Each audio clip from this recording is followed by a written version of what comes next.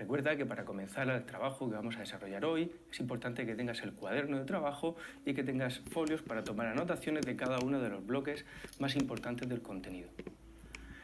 Si echamos un vistazo a todo el histórico de preguntas OPE, podemos observar que estos contenidos los estructuramos en 4 bloques que son los más importantes que tenemos que abordar. El primero de ellos, y el más importante, el que más preguntas acumula, son el de principios bioéticos. El segundo que vamos a ver es el código deontológico. El código deontológico está tomando mayor visibilidad y por tanto es importante que estructuremos 4 ideas básicas sobre el mismo. La tercera idea sobre la que nos vamos a mover va a ser sobre el consentimiento informado del secreto profesional y cerraremos en relevancia con el último punto que vamos a abordar, que va a ser el de eutanasia y aborto. Vamos a empezar a trabajar por el primero de ellos, principios bioéticos. Principios bioéticos es un tema que vamos a abordar. Al principio vamos a hablar de unos pocos conceptos clave, a continuación vamos a hablar de un desarrollo histórico y por último vamos a meternos de lleno a ver exactamente cuál es el abordaje de preguntas que nos hacen y por tanto cómo tenemos que cerrar conceptualmente este tema. Nada más empezar, la primera idea de este primer bloque de contenido lo vamos a estructurar sobre quién es el autor que propuso la palabra, el término, quien acuñó el término de bioética. Es fácil memorizarlo. En cuanto vemos esta imagen, observamos que Van Potter se asemeja bastante a Harry Potter, es una pequeña mnemotecnia, forma simple de relacionar este concepto con el autor que acuñó el término de bioética. Cuando hablamos de bioética, directamente a esta palabra tenemos que asociar una serie de características y entre ellas las características básicas son que es multidisciplinar, es decir, muchos profesionales intervienen sobre la misma, que es pluralista, racional y civil. Esto quiere decir que tiene múltiples enfoques a la hora de hacer de análisis de las distintas situaciones. Por tanto, vamos a ver que al ser civil, en la llamada de atención que hacemos, es que es aconfesional.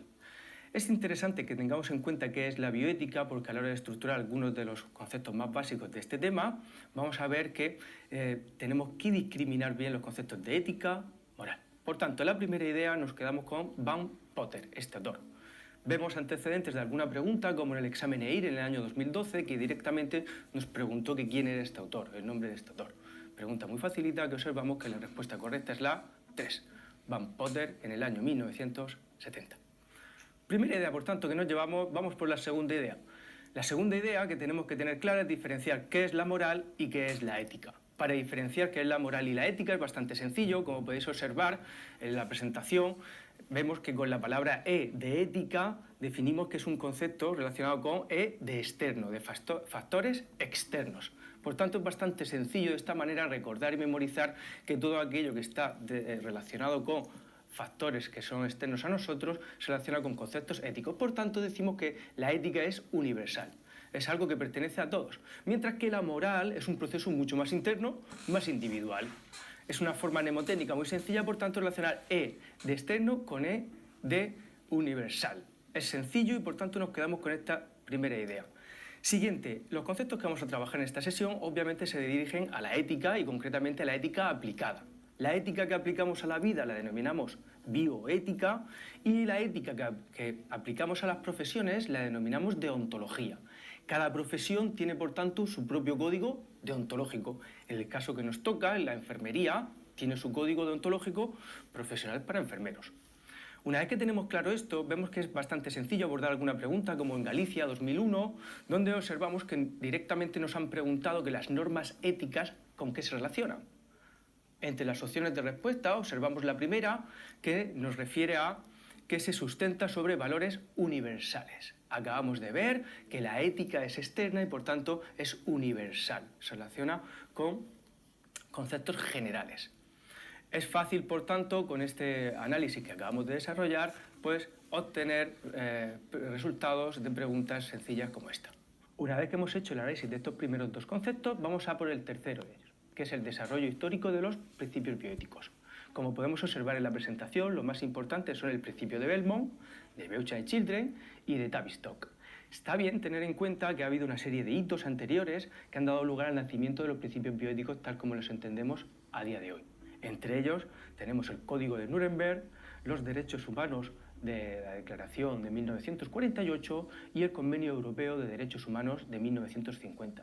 Han sido 3 momentos muy importantes en el nacimiento de los principios bioéticos y por tanto es interesante que los tengamos presentes. Concretamente, el primero de ellos, el más relevante, el más visible, fue el Código de Nuremberg.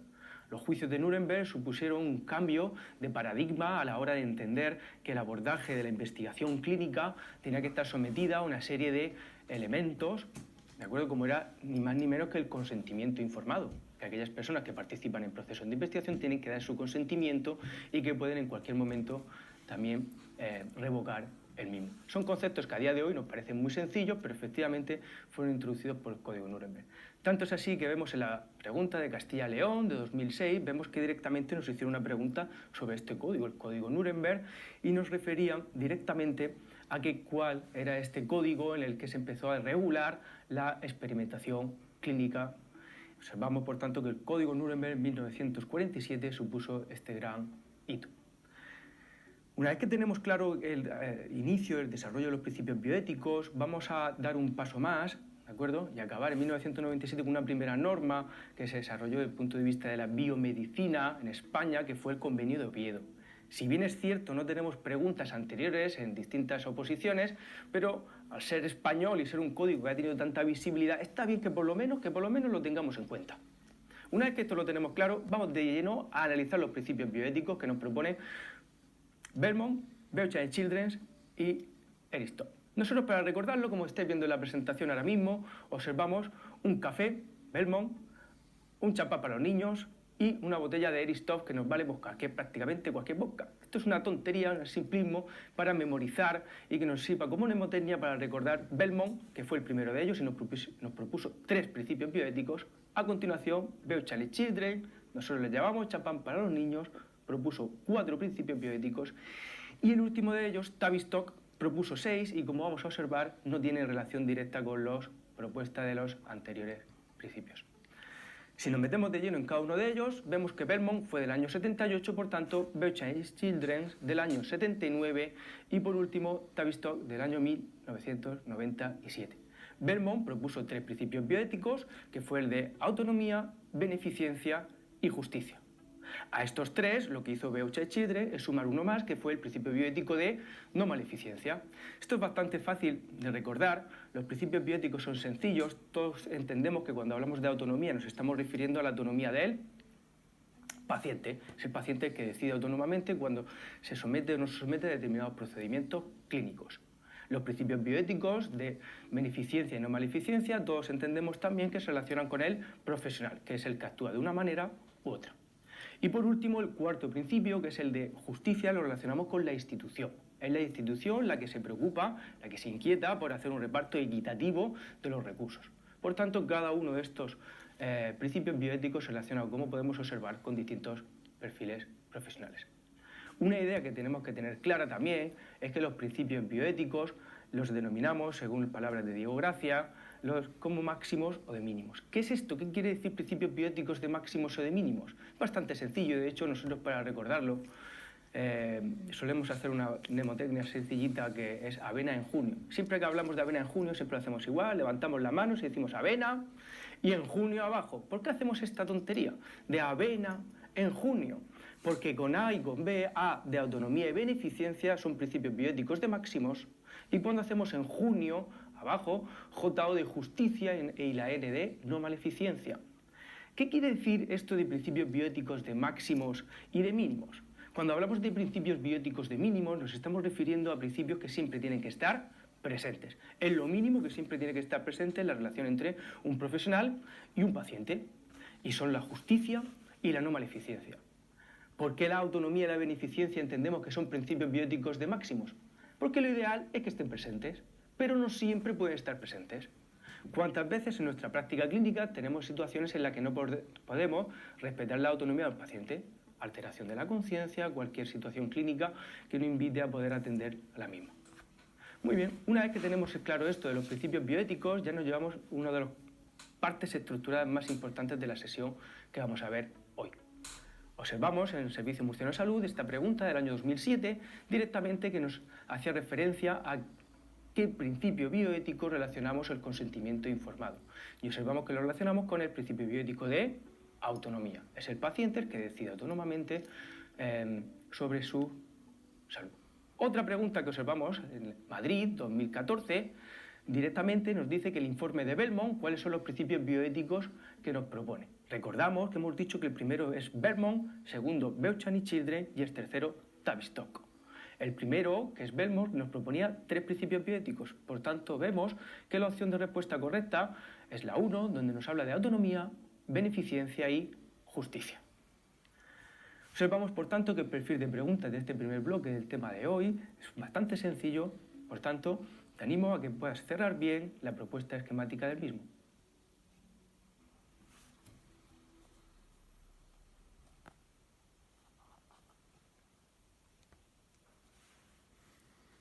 Continuamos con el segundo bloque de contenido, el código deontológico. Como acabamos de ver en el primer bloque, nos ha quedado bastante clara la diferencia entre un código ético y un código deontológico. El concepto de deontología lo introdujo Jeremy Beckman. Esto no es un concepto muy interesante para nosotros. Sí que es importante que sepamos, como acabamos de analizar, que el código deontológico se dirige directamente a regular aquellos aspectos normativos, éticos de una profesión. Todas las profesiones tienen su propio código deontológico. Nosotros en enfermería hay 2 conceptos básicos que tenemos que tener claro, que observamos, que es que tenemos un código deontológico a nivel internacional, que nació en el año 1953 a través de la CIE, Consejo Internacional de Enfermería. Y luego tenemos otro código deontológico, es el código deontológico español. Este ya nació en el año 1989 a través del Consejo General de Enfermería. Esta es la primera idea básica que tenemos que tener clara cuando abordamos los códigos deontológicos. Código deontológico, vamos a ver, por tanto, que está orientado al deber y, por tanto, es exigible a aquellos profesionales que están acogidos al mismo. Está aprobado por un colectivo, en este caso el colectivo profesional de enfermería, y está entre la moral, se mueve entre la moral y el derecho. Por tanto, estas son las diferencias fundamentales entre un código deontológico y la ética profesional. La ética profesional no está orientada hacia el deber, sino que está orientada al bien. Vamos a ver que no es meramente normativa y no es exigible, cosa que los códigos deontológicos sí. ¿A quién se le puede exigir que se acoja a un código deontológico? Vamos a ver que en el caso del código deontológico de la enfermería española se les puede exigir a aquellos enfermeros que están colegiados. Sabemos que el código deontológico está desarrollado por el Consejo General de Enfermería y de él se desprenden todos los colegios de enfermería. Por tanto, son aquellos profesionales que están colegiados los que se someten al mismo. Vamos a ver a continuación alguna característica del Código Deontológico Enfermero Internacional.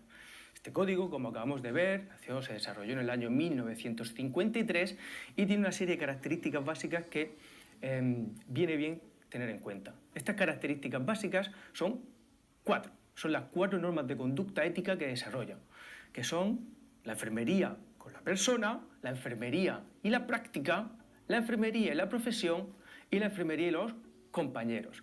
Es fácil memorizar. Nosotros, como vemos en la presentación, hemos puesto una P3C. P3C sirve para recordar que hay 3 P's: persona, práctica, profesión, y una C, que es el último, que son los compañeros. Una forma sencilla de memorizar, por tanto, cuáles son las 4 normas de conducta que nos desarrolla el Código Deontológico Internacional de la Enfermería. Si vamos ahora con el Código Deontológico Español del año 89, observamos que tiene 3 ámbitos de aplicación que no hay que confundir con lo que acabamos de desarrollar. Los ámbitos de aplicación son el ser humano, la sociedad y el ejercicio profesional. Para recordar estos datos, porque son bastante fáciles y sencillos de confundir, nosotros aplicamos un poco de mnemotecnia. Como podéis observar, ponemos una botella de champú HS profesional. H para recordar y relacionar con humano, como acabamos de ver, la S con la sociedad y por último la P profesional. HSP. Una forma sencillita, por tanto, de quedarnos con estos conceptos básicos. Una vez que hemos visto las características del Código Deontológico Español, vamos a ahondar un poco más en su estructura. Lo primero que tenemos que tener claro es que está formado por 13 capítulos y 84 más 1 artículos. Es interesante tener esto claro porque ya hemos tenido distintas preguntas de oposición que directamente están yendo hacia esta estructura. Si bien es cierto, no tenemos una descripción de cada una de estas partes, pero está bien que tenerlas presentes. Como podéis ver en esta diapositiva, algunas de las partes más importantes del Código Deontológico Español se van hacia el capítulo 2 y el capítulo 3. Ni más ni menos que en el capítulo 2 tenemos los deberes de la enfermería y en el capítulo 3 los derechos. Dentro de ellos, a su vez, observamos que en los deberes tenemos el consentimiento informado, es algo muy relevante, la mayoría de convocatorias de distintas oposiciones nos suelen hacer preguntas sobre consentimiento informado y observamos que el Código Deontológico en su capítulo 2 directamente desarrolla los conceptos que se relacionan con el mismo. En el capítulo 3 observamos que nos habla de los derechos y dentro de él tenemos ni más ni menos que el secreto profesional y la objeción de conciencia. Son elementos bastante fundamentales que debemos tener presentes a la hora de analizar la estructura del mismo. Si seguimos un poco por la estructura que tiene el Código Deontológico, observamos que en el capítulo 4 tenemos el medio ambiente, este no es muy representativo, pero a partir del 6 sí, porque el capítulo 6, el 7 y el 8 directamente abordan núcleos de población que es vulnerable. El 6, como podemos observar, son los disminuidos físicos psíquicos, el 7 de los niños y el 8 el anciano. Es muy probable que a esta altura de la presentación muchos de vosotros tengáis la tentación de dejar este contenido para abordar en el último momento. Una vez que hemos visto la estructura que tiene el Código Deontológico Español, vamos a intentar aplicar un poco de mnemotecnia sobre él porque son conceptos bastante fáciles de olvidar. La propuesta que tenéis ahora mismo en la presentación, observáis que con la letra D de 2 vamos a recordar que están los deberes. Diferenciarlos de los derechos es sencillo porque desde el punto de vista alfabético primero van deberes y después van derechos. Así recordaremos, por tanto, que uno está en el capítulo 2 y otro está en el capítulo 3. Otra forma sencillita, mnemotécnica, de intentar recordar algún capítulo más de los que son relevantes del Código Deontológico es recordar que en el capítulo 6 tenemos los disminuidos psíquicos. Estas mnemotecnias al final son muy sencillas, pero lo que pretende es que a la hora de desarrollar un esquema pues tengas opciones de capturar esta información y recordar de una forma más sencilla. Una vez que tenemos que en el capítulo 6 están los disminuidos psíquicos, es fácil recordar otros grupos de vulnerabilidad como son en el 7 los niños y en el 8 los ancianos. Desde el punto de vista cronológico es bastante sencillo llevarnos esta información.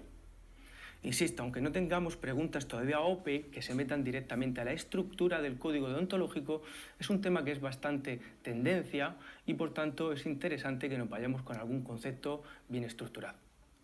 Observamos alguna pregunta como Servicio Murciano de Salud en el año 2010, donde directamente nos preguntaron la resolución por la que se desarrolló el Código Deontológico de la Enfermería Española. La pregunta, aunque parece sencilla, no lo es porque, si nos damos cuenta, todas las opciones de respuesta tienen el año 1989. Por tanto, directamente la pregunta nos pregunta el número de resolución. Es una pregunta que nos exige estar bastante atento para poder responder y sacarla adelante. Observamos que la opción de respuesta 3 nos refiere al 3289 y es la correcta. Si vemos una pregunta bastante más actual de Castilla y León, año 2016, observamos que sobre el Código Deontológico de la Enfermería Española nos pregunta sobre su estructura. Este tipo de pregunta nos exige saber muy bien los capítulos que tiene y el articulado. En este caso observamos que la opción de respuesta 3 nos propone 13 capítulos y 84 artículos más uno final y 6 normas adicionales. Una vez que hemos hecho este análisis del Código Deontológico, este segundo bloque de contenido lo damos por cerrado.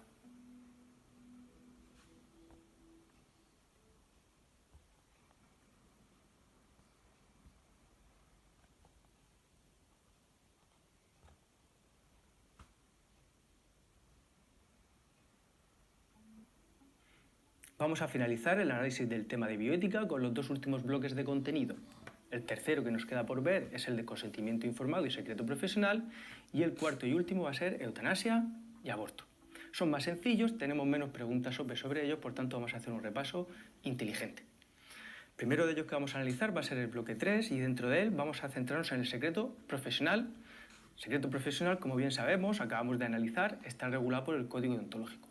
La primera idea que tenemos que tener clara es que la regulación que tiene el secreto profesional va más allá del propio Código Deontológico. Tenemos la propia Ley de Autonomía del Paciente, la 41/2002, que lo regula, tenemos el Estatuto Marco de los Trabajadores Profesionales del Sistema Nacional de Salud, tenemos el Código Penal, es decir, realmente cuando hablamos de secreto profesional, igual con el consentimiento informado, observamos que tenemos varios marcos normativos que lo regulan. Es importante tener en cuenta esto porque cuando hablamos que a qué se ve sometido un profesional respecto al consentimiento informado o secreto profesional va a depender del marco normativo al que nos estemos refiriendo. Hay distintos marcos Si la pregunta que nos hiciesen fuera dirigida a qué profesional o profesional de enfermería, que a qué se ve sometido, el profesional de enfermería solo se ve sometido o regulado por un código deontológico, porque tanto el Código Penal como la Ley de Autonomía del Paciente va a someter a cualquier tipo de profesional. Esta es la primera idea básica que nos tenemos que quedar y como veis en la presentación, por tanto decimos que el secreto profesional queda regulado por el Código Deontológico, Ley de Autonomía del Paciente, Estatuto Marco, Código Penal, entre otros. Primera idea. Segunda idea que hay que tener clara del secreto profesional es que lo que intenta proteger es el bien constitucional de la intimidad. Lo tenemos en el artículo 18 de la Constitución española. Por tanto, observamos que lo que hace la regulación normativa es que el Código Penal, aquel profesional que no atiende al mismo, al secreto profesional, es penalizar. Las penas que están reguladas en el Código Penal observamos que están en el artículo 199. Es interesante que en este artículo observemos que hay un 199.1 y un 199.2. La diferencia es sutil, pero observamos que tenemos subrayada la palabra revelar. Cuando hablamos de revelar el secreto profesional, no es lo mismo que lo que dice el artículo 199.2, que es divulgar. Realmente la divulgación y revelación de secreto profesional están tipificados de distintas formas en el Código Penal y básicamente vamos a ver que la pena asociada a cada una de ellos es distinta. Obviamente tiene una pena mayor la divulgación de secretos ajenos, que tiene una pena de prisión de 1 a 4 años, 12 a 24 meses de multa y 2 a 6 años de inhabilitación. Esta es la primera idea que nos tenemos que quedar con el secreto profesional. Segunda idea que tenemos que tener en relación al secreto profesional es que vamos a ver que hay situaciones en las que está despenalizado. A priori, nunca podemos revelar el secreto profesional, pero hay determinadas situaciones que sí que lo va a permitir. Estas situaciones vemos que son 4 concretamente. La primera de ellas es que se relacione con informes periciales. La segunda, que sea por imperativo legal. La tercera, que sea una EDO es enfermedad de declaración obligatoria. Y la cuarta y última es por una acusación de una infracción. Informes periciales es cuando estamos en el seno de una investigación judicial y nos hace un requerimiento desde el punto de vista judicial. Imperativo legal se relaciona con procesos de características similares y acusación-infracción es cuando un paciente obviamente nos señala, nos apunta directamente a que hemos cometido una infracción. Muchas veces tenemos que revelar cierta información como que el paciente está en un proceso, por ejemplo, una patología psicótica, etcétera, etcétera, para justificar por qué un paciente en un momento determinado puede estar haciendo un tipo de observación en ese sentido. Son ideas muy básicas las que tenemos que tener claras de secreto profesional, ¿de acuerdo?, para hacer un buen abordaje. Consentimiento informado es el siguiente contenido que vamos a analizar. Vamos a ver que lo que intenta regular es un derecho que tienen los pacientes, los usuarios. Consentimiento informado, vamos a ver que está regulado en la Ley General de Sanidad.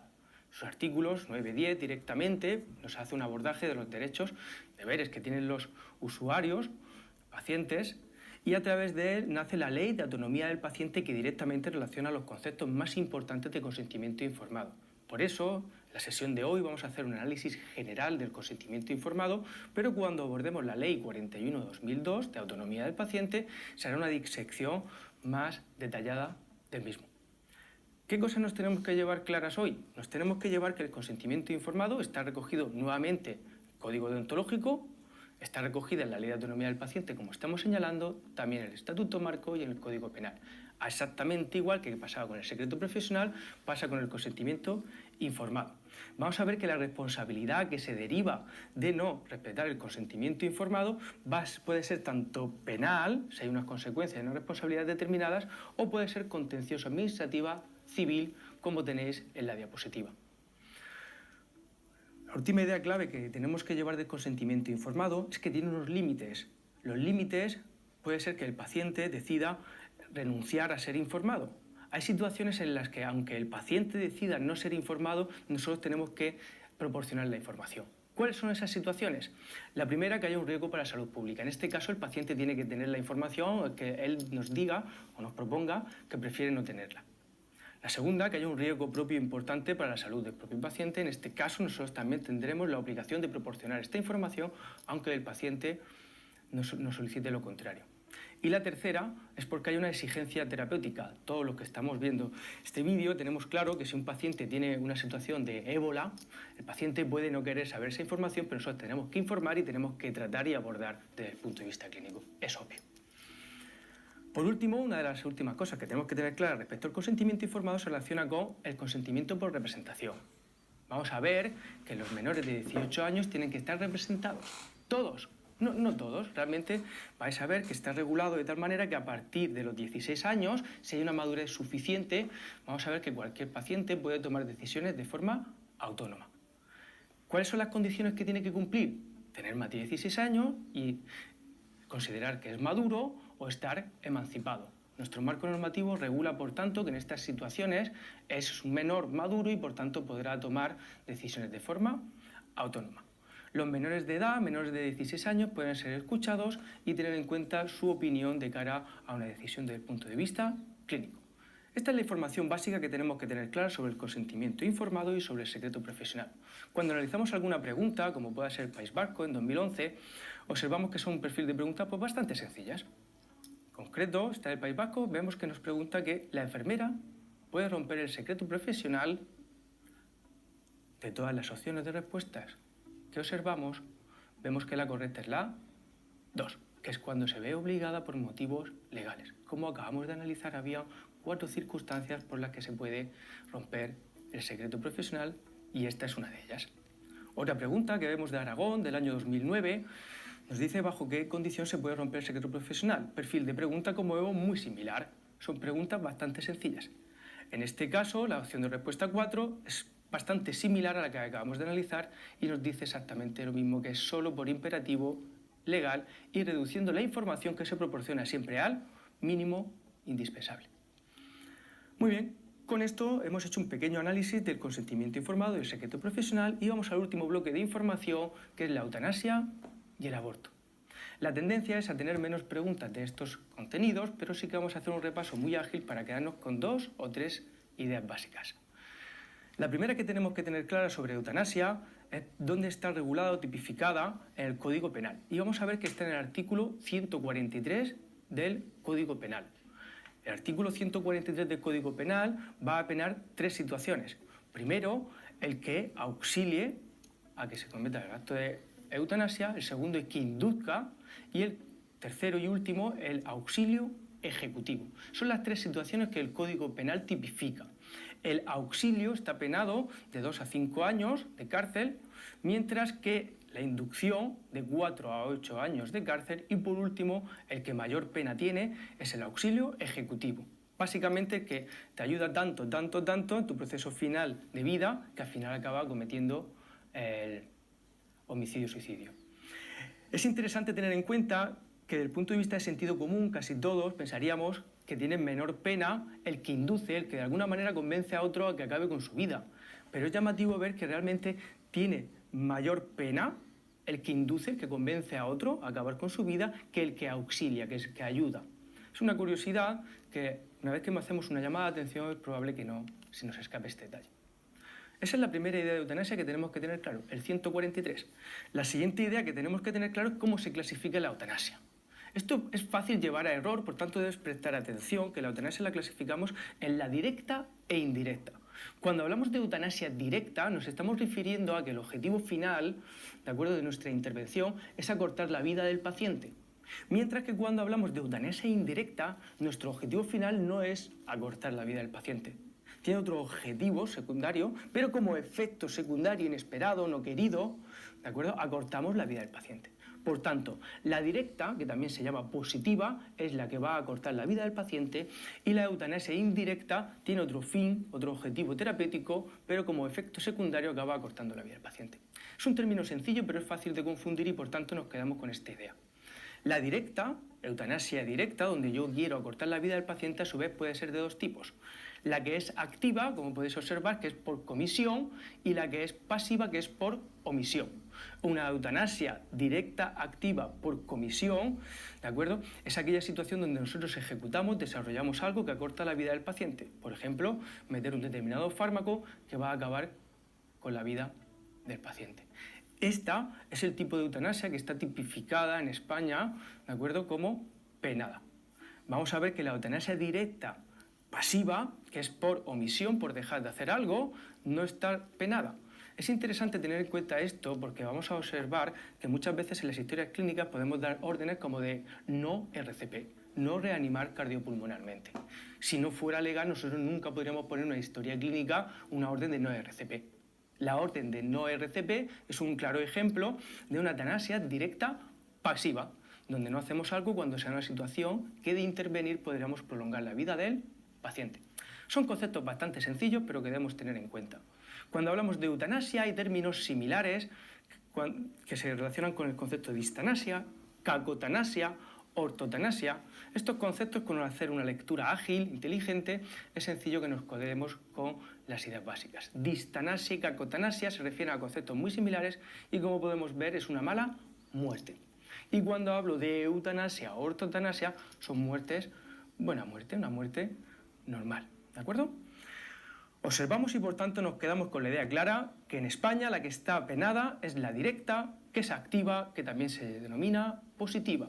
Directa, activa, positiva es la que está penada en España y es por comisión. Ejecutar una conducta que acorta la vida de una persona. Una vez que tenemos claro este concepto, vamos a ver alguna pregunta, como pueda ser en Canarias, del año 2001, donde directamente nos hace una pregunta sencilla que se refiere a la eutanasia directa o activa, que es aquella que hacemos cuando ejecutamos una comisión, un acto que quiera acortar la vida del paciente. Es una pregunta, como podemos ver, del concepto que acabamos de analizar, bastante sencillita. Otra pregunta, Galicia, año 2001, nos habla que la prolongación exagerada de la vida del paciente, ¿cómo se denomina? Cuando hablamos de una prolongación exagerada de la vida del paciente, nos estamos refiriendo a una mala muerte, que es lo que acabamos de ver que se relaciona con distanasia. En este caso, opción de respuesta correcta, la 3. Conceptos bastante sencillos, por tanto, como vemos, los de eutanasia. Cerramos el tema de bioética hablando de aborto. El aborto está tipificado, vamos a ver, en el Código Penal, precisamente con los artículos que siguen a la eutanasia. Acabamos de ver que el artículo 143 relaciona al Código Penal la eutanasia, pues el 144, 145 y 146 relaciona y tipifica el aborto. El 144 vamos a ver que lo que relaciona es un aborto doloso sin consentimiento de la mujer. El 145, un aborto doloso con consentimiento de la mujer. Y por último, el 146 es un aborto imprudente. Es de sentido común, todos entendemos que el aborto que tiene menos repercusión desde el punto de vista legal es el aborto que es imprudente. Los dolosos, tanto el 44 como el 45, tienen intencionalidad y por tanto están tipificados con mayor pena en el mismo. La última regulación que hemos tenido en el aborto es de la Ley 2/2010, en la cual se regula las situaciones en las que se puede desarrollar un aborto. Vemos que las semanas donde se ha dado el corte son la semana 14 de gestación, la semana 22. Antes de la semana 14 se tienen que reunir una serie de requisitos, que es el consentimiento de la mujer y unos cuantos requisitos más. Pero vamos a ver que los requerimientos en las primeras 14 semanas son menores. En cambio, entre la semana 14 y 22, los requerimientos para desarrollar un aborto son mucho más exigentes y van a requerir una situación de gravedad desde el punto de vista de desarrollo fetal. A partir de la semana 22, esta ley recoge específicamente que solo se podrá abortar en aquellas situaciones en las que haya incompatibilidad, no viabilidad, ¿de acuerdo? No compatibilidad con la vida, por tanto. Queda bastante claro que es muy restrictiva la ley de aborto a partir de la semana 22. Ideas básicas que tenemos que cerrar y, por tanto, para analizar esta última parte de la sesión, tenemos que quedar claro que el artículo 143, como acabamos de ver, se relaciona con la eutanasia, 143.1, punto 2 y punto 3 con la inducción al suicidio, auxilio al suicidio y auxilio ejecutivo. Y por último, la que se relaciona con el aborto, como acabamos de analizar, aborto doloso, sin consentimiento de la mujer, con consentimiento de la mujer y el aborto imprudente. Estas son las ideas básicas del tema de bioética.